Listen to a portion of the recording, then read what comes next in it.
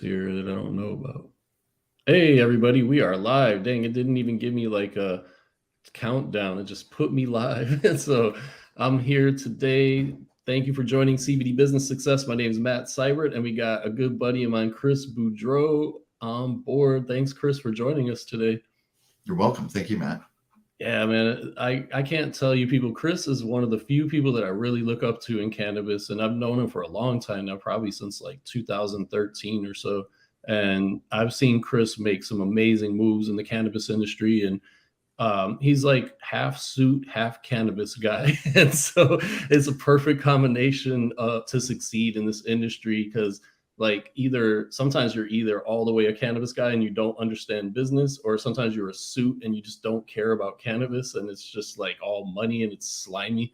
And so you're just like you really care about cannabis, you have that passion for helping people, and I've seen that the whole time I've known you, and you've been a blessing to the San Thank you. Diego cannabis community, man, and the community as a whole all around the world. Well, thank you. Thank you. Yeah, it's been interesting. I know we'll get into it a little bit later, but I've served uh, as like a volunteer and then on committees and then actually chaired committees for the largest trade associations in the industry, and then I decided the industry was missing something that was more focused on helping businesses that are actually running. And interesting to watch how that's grown, and it's been a real pleasure to be able to help a lot of businesses find new business opportunities. Yeah, man. And I would love to hear about your background and what got you into cannabis, and maybe talk about some of the exits you've had, because that's exciting for Sure. people to hear. Like Chris has had, I think, 4 exits in the cannabis industry so far and counting. Yeah, yeah. So I've had, in the early stages of cannabis. Well, let me back up a little bit. So my background's pretty boring, actually. I've got a bachelor's in finance, a master's in accounting. I graduated from college and then went into corporate banking, and was fortunate to have some great success in corporate banking, and then moved my way up to where I was the number 2 guy in lending at a bank. And then during the financial crisis, my bank basically collapsed, and I was trying to figure out, okay, what do I want to do? I'm in my early 30s, and that's what led me to cannabis. Was I was looking around, and humbly, humbly, I was looking at things, and I thought, if I'm right, I think cannabis is really going to open up. And so this is in 2008. I got in and I started a delivery, and then we started expanding the delivery, and then we started opening stores to support the delivery. And um, from everything I can tell, I built the largest delivery in the nation for a few years in kind of a 2010 to 2013 area. We covered most of California with delivery, with a couple different businesses and with some stores, um, and that was interesting. And then we packaged that up, and that was my first exit. Good Uh, timing on that one.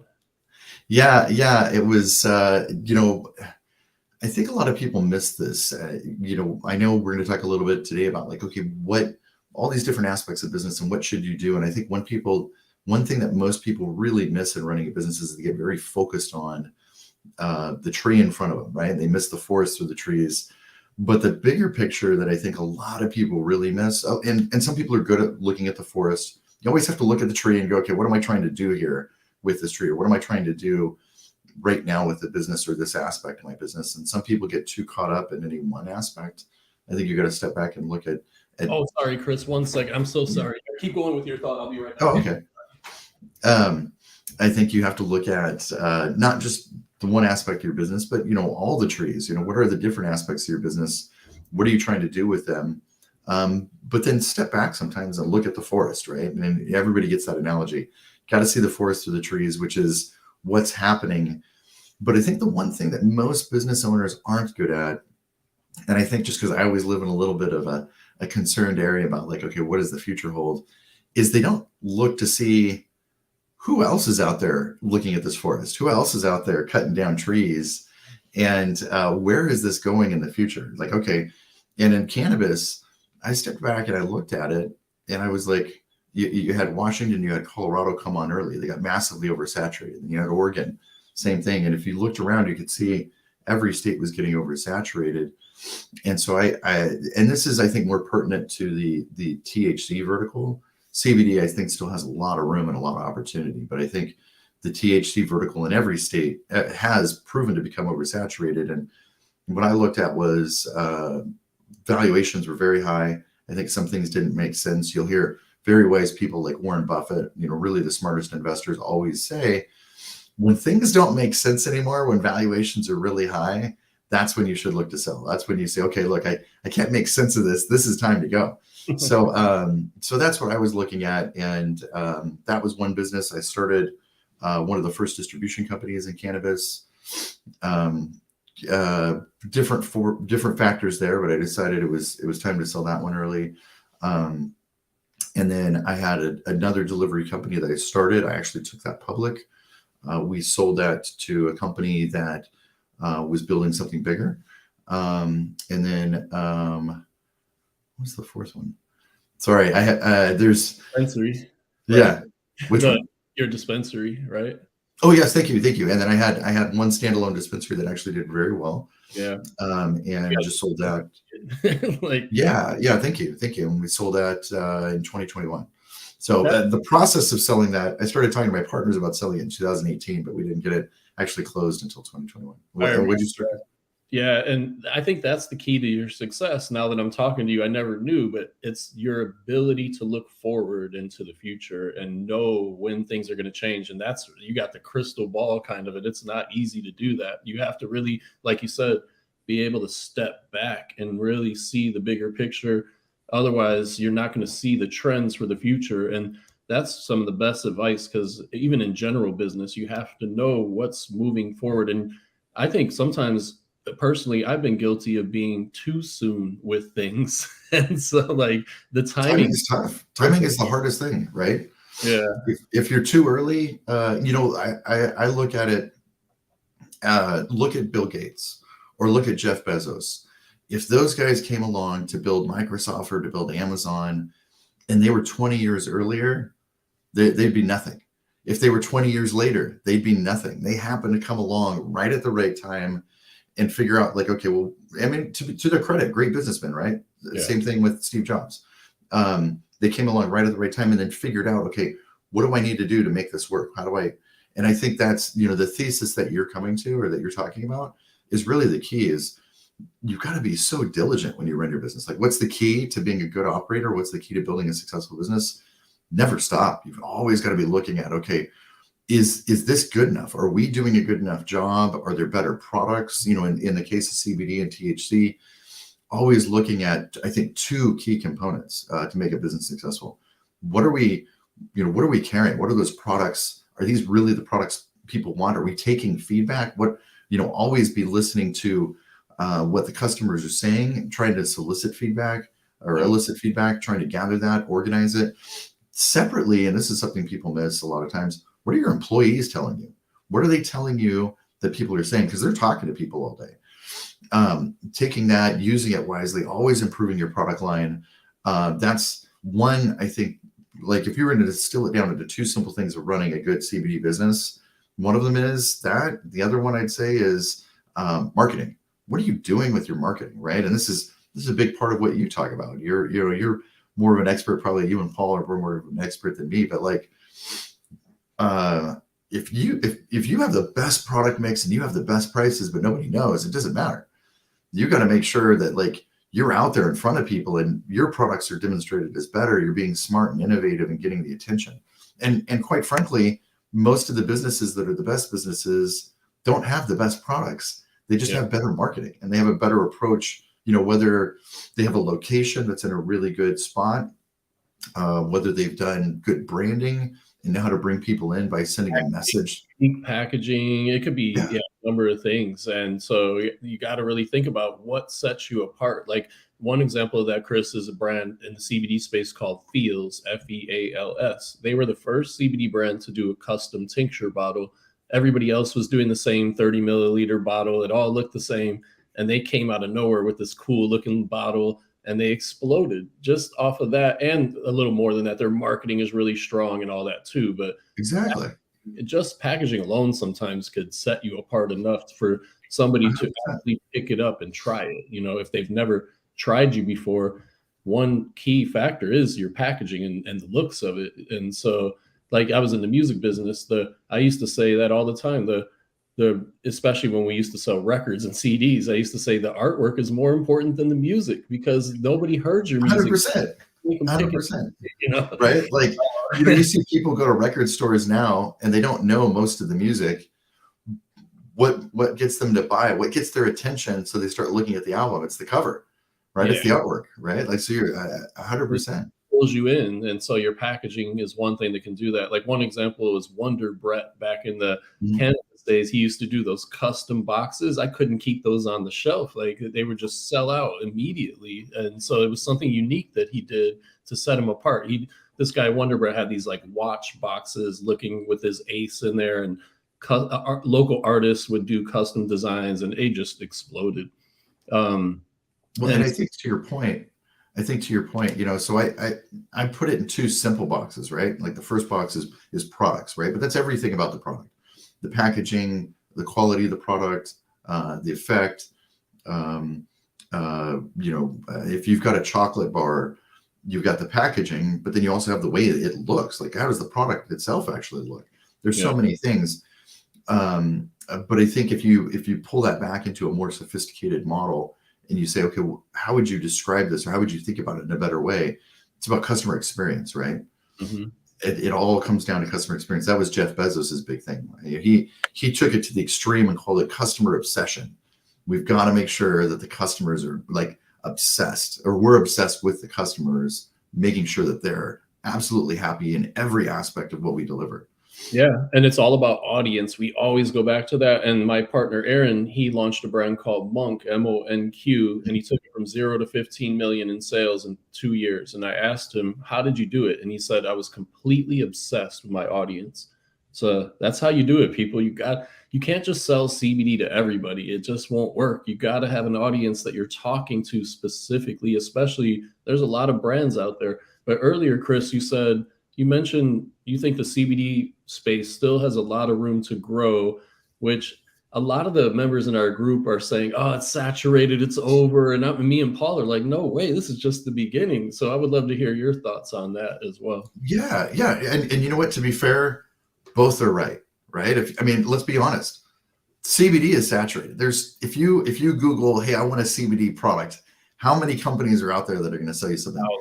But I don't think it's oversaturated. And the key is there's still a lot of room, right? So there's a ton of companies, but you're never going to have a good opportunity where there's not competition. That is just the nature of it. But let's look at it in the way that I look at it. How much good research is there? How many good proven studies has anybody on this video read about the efficacy of CBD?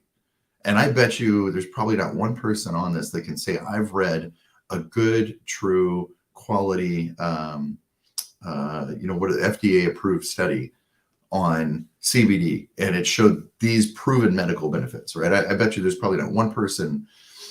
And my point in that is that it's still early.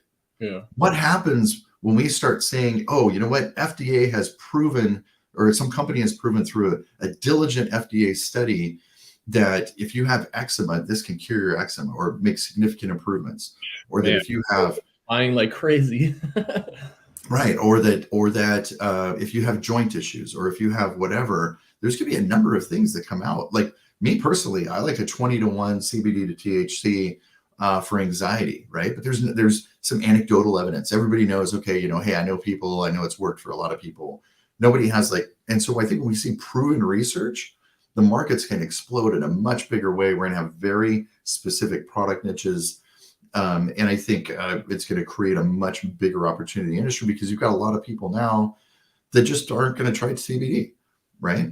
Or maybe they tried a little bit, but when they're like, oh, this will really help my eczema, or this will really help my anxiety, and it's proven, I'll start buying it daily. That's a great point. So a lot of people have bought crappy CBD products and they're like, this shit doesn't work. I'm never going to try CBD again, even though it wasn't even a good formulation that they tried, and they just gave up. So if they see studies coming in, then like you said, that maybe, I'll try it again and try another brand or whatever.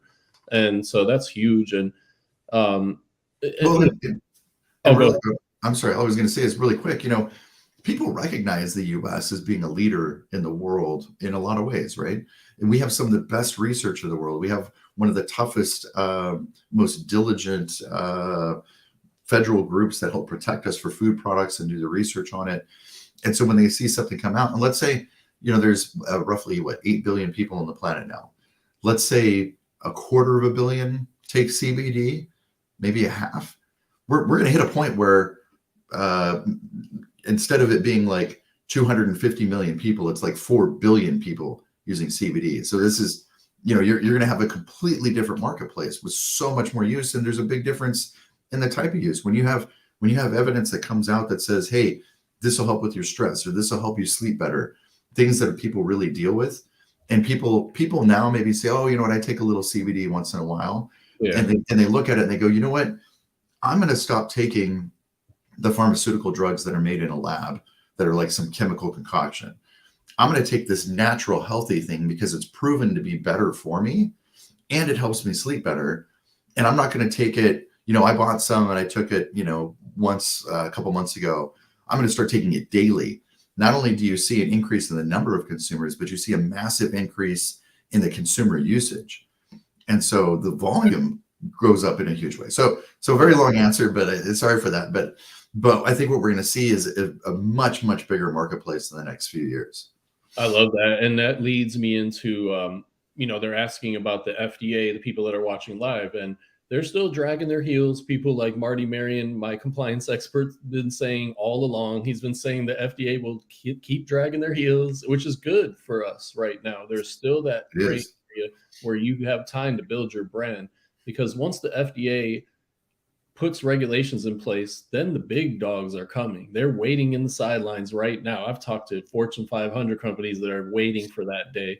So you want to make your brand sellable by that point when that day comes. And so what can a CBD brand do to make the brand sellable? Like, what can they do to prepare for that day, for eventually when a Fortune 500 company comes knocking on their door to acquire them? Yeah, and just super quick on your point, I've got some unique perspective that not a lot of people have. I know an attorney that consults for Procter & Gamble, and they're definitely looking at this. I know the person that's the new head of Ernst & Young's cannabis division. That's very quiet. This is one of the biggest consulting companies on the planet, right? And so there's these things, they're already working on this stuff. They're already lining pieces up. They're not loud about it. Yeah. They're not making it public. But you're right, they are getting ready to come in a big way, and it's going to happen. But I don't think it'll crush things. I think it'll just create more opportunity. But it demonstrates the potential, because when you've got companies this big looking at this. So getting back to your question, what does it take to prepare your company for an exit? Is that what you were asking? Yeah, and to make it sellable, like what are some of the things that could attract a company to knock on their door? Yeah, so I'm going to break this into two pieces. There's kind of like a checklist. Pardon my language, but get your shit together. This is the get your act together checklist. You want to have, first of all, you need to make sure that you have like some folder somewhere digitally online. They would call it a due diligence room, or there's a few different names for it.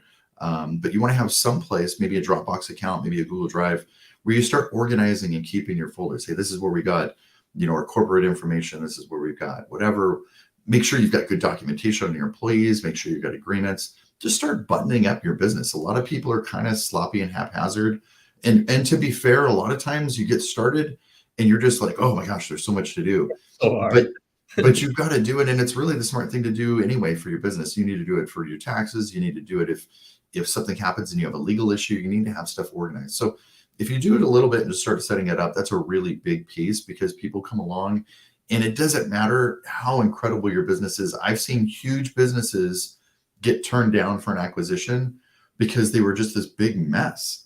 And the company acquiring them couldn't get their head around, like, okay, we need to be able to see financials. We need to be able to like look through and see that you've got things organized on your employees, because we can't buy a company that ends up in a couple big lawsuits right away. Yeah, we need to see that everything's lined up. And so that's just to get your house in order kind of stuff. It's really pretty simple. It's not anything crazy. It's all what you would imagine. but you got to do that. Make sure you got your P&Ls, documented every month, and your Yeah. SOPs, standard operating procedures, documented in video and written form. So everything that you do, have it documented in the SOP. That's crucial because they're going to want that when they buy your company. Yeah, absolutely. Absolutely. And the more you can do that, imagine this for yourselves, for the audience here. You go and you say, I'm interested in buying this company. By the way, for some of you might be looking at buying a company. Matt, I think one of the questions you wanted to ask today was, in the same way, what do you look at when buying a company? And this serves both. If you're looking at a company, of course, the thing that's going to attract you, make you interested in that company is they're doing good things. They've got good products. They're seeing growth in their revenue. You want to see that. Those are the things that are going to attract you. But then you want to peek under the hood and say, okay, are they profitable? Are they showing good, consistent growth? Or are they on the decline? Those are the things that you need to look for if you're buying. Is this business going downhill, or is it improving each month? And then what can you do? What skills do you have that you can bring to the table that are strategies that they aren't currently implementing that you can bring to the table to boost that business? That's a great one. I think you got a story about something you and your partners might be looking at right now that, I don't know if you want to share anecdotally or maybe like a loose example. Yeah, we're looking to acquire a medical supply company that's been in business for 25 years. And this guy is in the 60s, basically. Nothing is online. He doesn't even have a website. It's all on paper. He's got like sticky notes on his wall everywhere. It's crazy. So we're going to come in and modernize it, automate everything. He's on the phone 12 hours a day. And he doesn't even need to be doing that. And so we're going to automate this whole thing and modernize the business. So we have the skills that he's an older guy. He's 80 years old. He doesn't have those skills and he's retiring. So those are the perfect situations where you can find a business where you can bring your skills to the table and make it better.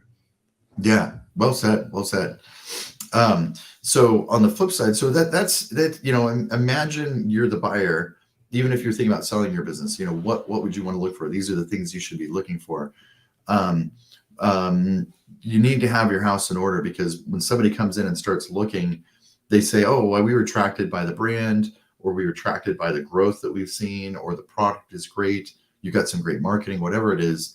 But if they come in and see the whole company is a mess, then they're going to look at it and say, it's just a matter of time before this falls apart. I don't want to buy this. Yeah. But if they come in, or go ahead.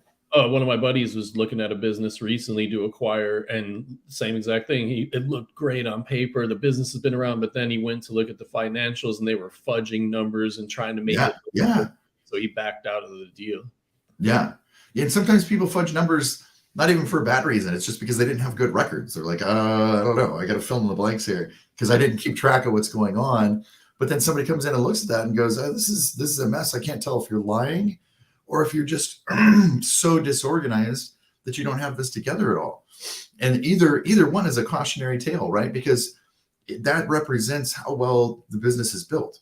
Yeah. So you want to have those things, because when a buyer, potential buyer comes in and looks at it, they want to be able to say, wow, this is structured. So this is a well-oiled machine. They're really diligent. They've got everything nicely organized. I can feel confident this business is really well put together. For sure. And if you could share, could you tell us a story of one of your exits and like the process of how that went down? Yeah.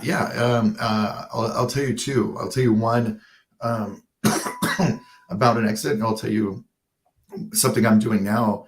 Excuse me. I'm so sorry. Something I'm doing now with a new company that I've got to hopefully potentially line up an exit. So I think it really starts with recognizing, okay, when do you want to sell? Everybody's got different goals, right? If you look at the cannabis space right now, you've got some business owners that say, I need to sell. It's time for me to go. You got some business owners that are saying, wow, things are really tough. It's a competitive market. I want to hold on because I see that there's going to be some consolidation. There's going to be some businesses that just fall apart. And I see a much bigger opportunity in the horizon. And so the first thing you got to do is decide, like, okay, what is your goal and why do you want to exit? Because you're going to have to tell somebody that's looking to buy your company. They're going to say, well, okay, well, hey, well, why do you want to sell it? If you say things are terrible, it's just too competitive, nobody's going to want to buy your company, right? So you have to have a good understanding and a good story to follow that. Hey, you know what? I've done a great job building this company.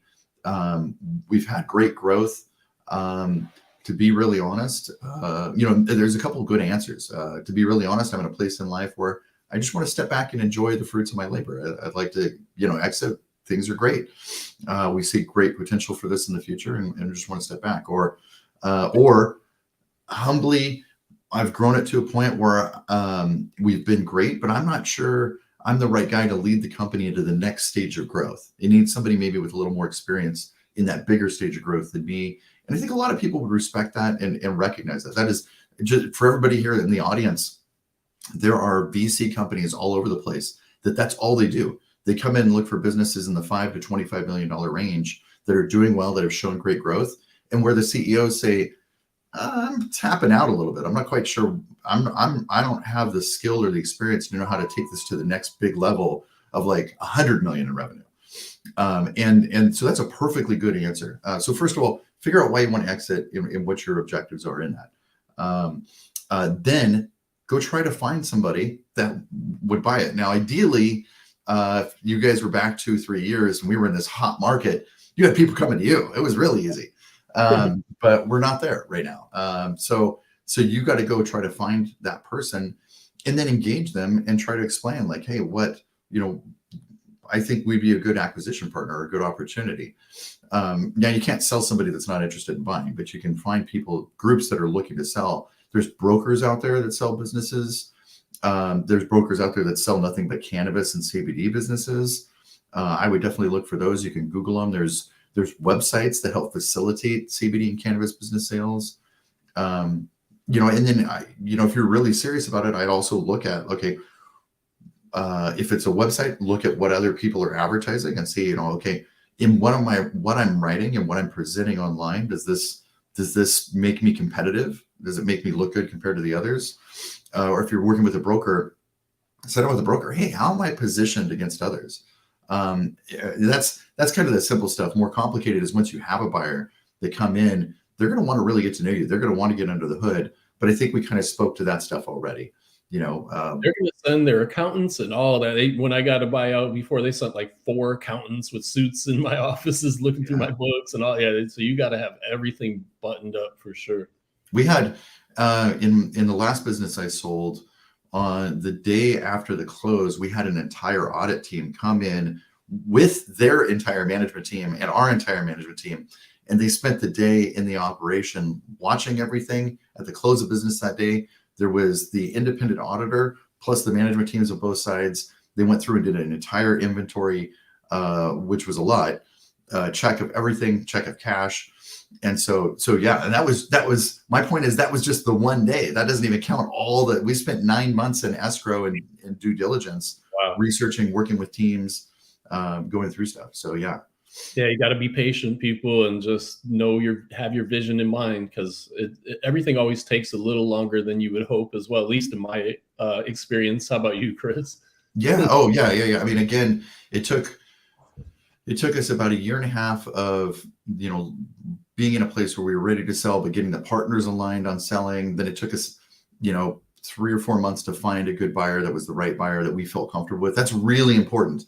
When you go to sell, you have to make sure, you'll find people that'll say, I'll buy your business. That does not mean that they can buy your business. They'll tell you they want it. But are they a buyer that really has the financial resources to buy it? If they're paying in cash, do they really have that cash available? You need to get a bank statement right away. Don't even mess with them if they can't show you liquidity. If you start talking to somebody, if they're financing it, do you have some kind of documentation from that group that's financing them to show, hey, you know what? Okay, there's the down payment, and then here's the financing. The same thing if you were buying a house, right? In a simple way, you wouldn't go buy a house and not have the down payment or have a lender that's approved you to buy the home. You should be looking for the same thing from anybody coming to buy your business. But then it's going to be, you're kind of getting married to that person for a while. You got to go through this whole process. It's got to be somebody that you're like, okay, I kind of like these people. I'm glad to work with them, because it'll just turn into a fight and sometimes turn into an ugly lawsuit if it's not somebody you feel comfortable working with. So make sure you do that. And then make sure, this is something I think a lot of people aren't prepared for. You got to have your house in order, like we talked about. You also have to have a good attorney and a good accountant on hand, because it's going to take a lot of legal work, a lot more than you would expect. That's for sure. And so somebody asked here, or Mhm. they made a comment here, why would anyone acquire a CBD company when even Charlotte's Web is slowly becoming obsolete? That's a great question. And it's interesting. Different companies have different motivations. I'm going to give you two quick examples. There are tons of examples. Somebody might have a good product line. I'll give you three. Somebody might have a good product line and say, you know what, for whatever reason, we really want this product because it complements, so let's say it's a product, it's a brand that has like one strong product, and they do direct to consumer sales. They might say, you know what, we really want this product because what it does is it adds an interesting synergistic product lineup to what we've got. Once we have this, we've got a really complete, robust product lineup, and we think then we can attract more people to our website or to our company because then we've got kind of a product in each piece. Yeah. Somebody might acquire it because they say, hey, you know what, the company is doing okay. That's okay, but they have a huge customer list. They're, like somebody bigger, like let's say, for example, Procter & Gamble, they might say, hey, you know what, Charlotte's Web's a little bit on the decline. That's okay. We don't think that they've been managing it well. We can do a better job of managing it. Like Matt was speaking to earlier with the company, he's looking at buying, and him and his group. Somebody might come in that's more sophisticated and say, hey, we could do a better job with some of these things than they can. We see where we don't think they're doing a good job, and we can improve that. Yeah. Sometimes companies will buy a company just for the revenue or just for the customer list and say, hey, you know what? We're getting ready to do something bigger. We're getting ready to go public, and this company is doing 10 million in revenue. That'll push us up over 50 million in revenue. That puts us in a place as a top tier company in cannabis or in CBD. We just want that for optics. It gets us to a place that we want to go. And then we can raise more money on that in the future or something like that. So there's all kinds of cases. It doesn't necessarily have to be always that the company is growing in a good way in the way that you would think. Yeah, I've seen companies make huge exits when they were at a loss even, and they made a huge, like that's a strategy. Even some companies will purposely run at a loss. I don't know if they're still doing that in cannabis as much, but because they know, like you said, they're building a huge customer base up and they're getting sales on the books, and they know some big company will be attracted to that. So I've even seen it where one of my clients was, I think they were at a 3 million in negative sales, but they had a ton of customers and they got bought out by a pharmaceutical company for 20 million. So it can happen, people. It's just different strategies. Well, let me give you a really interesting example. So here in San Diego, if you went back 20, 25 years, newspapers and magazines were very big, right? Where would you find a newspaper now? Like that business. And so exactly about 5 or 10 years ago, I was talking to some people I know that are higher up in business and very sophisticated. And they were telling me about a deal that had happened to sell the San Diego Union Tribune, and which is a very, very big paper in a very big market. There's about 3.5 million people in San Diego. But the company had like a 15 or 20% decline in sales year over year because people were moving away from newspapers. And I was like, why would anybody buy that? And the answer was they were, and forgive me, I'm roughing the numbers. I don't remember what they were, but they were selling the company for like 500 million. The current profit of the company was like 300 million. And so the company selling it was saying, hey, we're just going down in value. Let's sell now because we can get a better valuation and get more money to take off the table. The company buying it said, we'll buy because in 2 or 3 years, we'll have made more than enough profit to pay for the investment and put a lot of money in our pockets, even though it's declining. We know it's going to decline to almost zero, but that's okay because over the next 3 to 5 years, we're going to make a ton of money over what we paid for it. And so there's interesting motivation sometimes, but it's what makes sense for that company and what their objectives are. Yeah, that's a good point there. I'm just looking at some of the comments people make. He doesn't. Somebody's asking, can you offer that checklist of things? He doesn't have like an actual checklist to prepare for an acquisition. Just go back and listen to the recording of this, and then Chris, but in a simple way, what you want to do is you want to have, if you Google it, Google due diligence or Google investor room. Investor rooms are kind of the same thing. If you were raising money, basically the same thing. You'd want to have this place online and like a Dropbox or something where you have different folders organized for marketing, for the company, for sales, for taxes. Where you have and forgive me, those are rough, but you get the idea. Where you've got things organized nicely. The goal is really just say, okay, look, these are all the things for the company. Am I organizing this nicely in one place where somebody can come in and take a look at it? Yeah, and feel free to reach out to me, people, for any questions you have. I'm happy to help always. And so you have an event coming up. So Chris is the founder of the Cannabis Chamber of Commerce, and he has an event coming up on mergers and acquisitions that will go even deeper into kind of what we've been talking about today. If can you tell us about that event, and also can you send the link, and then I'll share it in the comments. So we'll have that link in the comments, people, so you can sign up for it. Yeah, if you want to type the link real quick and then I'll talk about it. It's thecannabischamber.com/events. You go to our website. We have actually events happening all over the nation. And so we have virtual events that are free. We have a number of them coming up. One of them is actually an event, virtual event in March that's talking about all the different big events that are happening in cannabis and CBD. For anybody who wants to check that out, across the nation or across the globe, really. But in next week, I think, or 2 weeks, we're having a virtual event. We're bringing in an attorney who's one of the biggest attorneys in cannabis for M&A and CBD, and that's all this guy does. He is the co-chair of the cannabis division of one of the largest law firms in the U.S. Very, very sophisticated guy. And then we're bringing in a group that is a broker, one of the bigger brokers in the cannabis and CBD space. And that's all they do. They do real estate for cannabis and CBD. They do business brokering. They do fundraising. They help find loans. And so we're bringing these two together to talk about, like, okay, hey, this is a very interesting time for growth, for M&A, for exits, for financing. To be fair, to your point, some businesses are going to be in decline too. How do you, if you're looking to grow, if you're looking to sell, if you're looking to buy, if you're looking to get financing, how do you do those things? How do you make that happen? And so that's on the 16th. And check out the website and you can learn more about, like, from real experts that do this all day. How are these things done? There's some really complex legal aspects. And then there's the practical side of like, what am I actually doing to facilitate this exit or to facilitate this financing?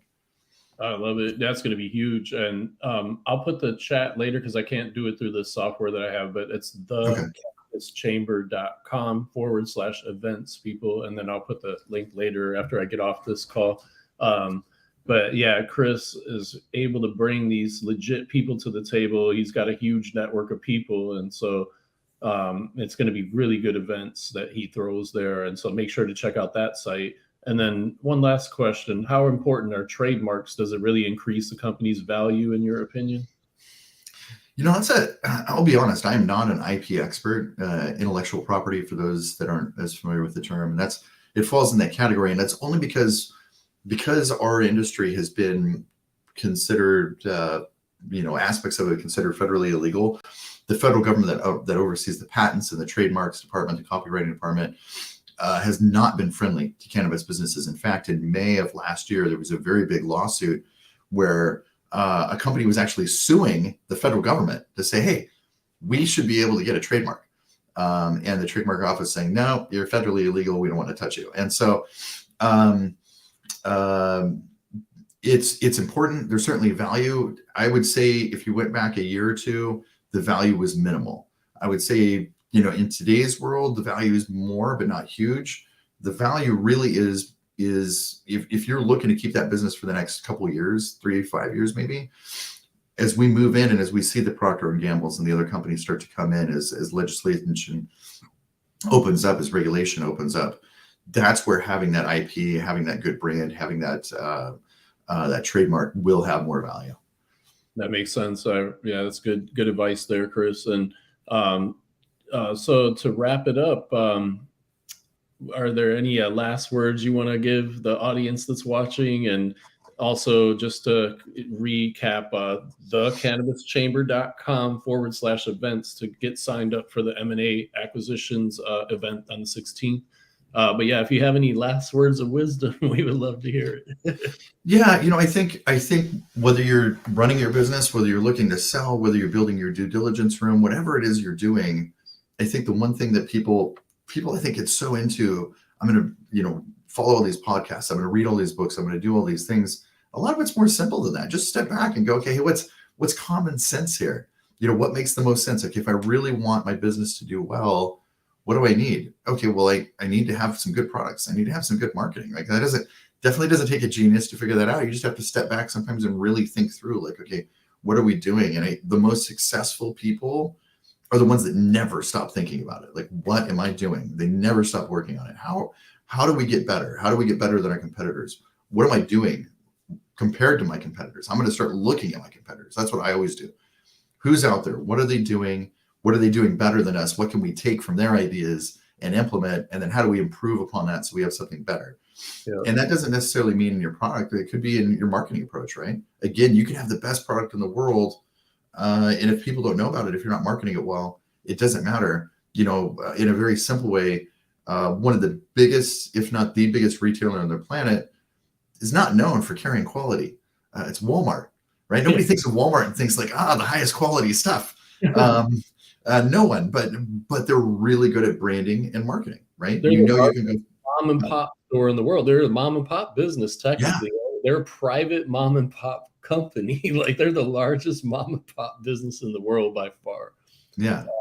So, but they're not known for quality, and it's about getting it out there, people, and never quitting. I'm sure Mr. Sam Walmart or whatever his name, Walton or whatever his name is, he didn't quit, and he built his business, and now his family has this legacy now. So you can do that, people. It's just about getting obsessed, like Chris is saying. And the best entrepreneurs I know also, they're not afraid to make mistakes. They'll just wipe it off and keep on going. They don't get all down on themselves when they make mistakes. They'll, like my old partner, Ryan Murphy, who I think Chris, from the dispensary days. We were getting raided once. The cops are kicking our door in, and we're in the back office watching on the cameras. And he looks at me and goes, "Isn't this fun?" And I go, "Dude, you're crazy, man." And he was serious. And so, you just got to roll with the punches, people, no matter what, and just have your vision, because this industry is a moving target. It's constantly changing. So that's why Chris has been so successful. He's able to look ahead and somehow he's so obsessed, he's able to know where those changes are going to go ahead of time. Well, and it's not I'd love to take credit that I'm some magician or have a crystal ball, but really it's just that I'm always looking at competitors. I'm always looking at other people's marketing. Walmart's a success because they've done a great job branding. Nobody thinks of it as quality, but everybody knows you can go there and you can find what you're looking for at a good price. That's their brand, right? They've done a great job of saying, hey, look, there's an unaddressed market niche here. We should be this. You need to figure out for you and your CBD business, what are you going to be? Look at the competitors and evolve. Okay, wait, we were going to try to be this. This isn't working. What's next? Like Matt said, brush it off. Okay, that didn't work. What's next? We need to figure out who we are, how we're going to be different, and how do we get in there and find a nice segment of market that we can address really well.